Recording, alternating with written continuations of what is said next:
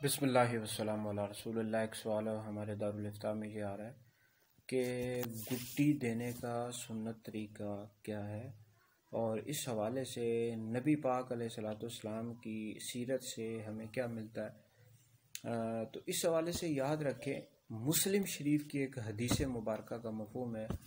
ام المؤمنین حضرت سیدہ عائشہ صدیقہ رضی اللہ تعالیٰ عنہا سے مروی ہے کہ لوگ اپنے نوزائیدہ بچوں کو نبی پاک علیہ الصلوۃ والسلام کے پاس لایا کرتے تھے۔ نبی پاک علیہ السلام ان کے لیے خیر و برکت کی دعا بھی فرماتے اور تحنیک یعنی گٹی بھی دیا کرتے تھے، تحنیک فرمایا کرتے تھے۔ مسلم شریف کی حدیث مبارکہ ہے۔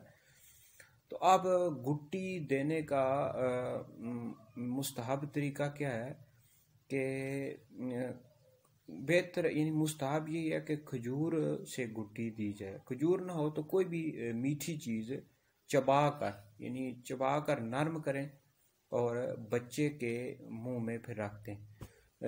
بہرحال کسی بھی کھجور نہ ہو تو کسی بھی میٹھی چیز سے گٹی دی جا سکتی ہے، اور یہ بھی مستحب ہے کہ گٹی کسی نیک بندے سے دلوائی جائے، یعنی کوئی عالم دین ہو یا اللہ کا ولی ہو، متقی پرہیزگار ہو۔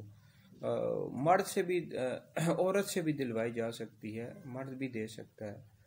تو بہرحال گٹی دینا یہ نبی پاک علیہ الصلوۃ والسلام کی سنت ہے، دینی چاہیے، اور اس کے بہتر یہ ہوتا ہے کہ کسی نیک اللہ کے ولی سے دلوائی جائے، اس کے بھی بچے پر اثرات مرتب ہوتے ہیں۔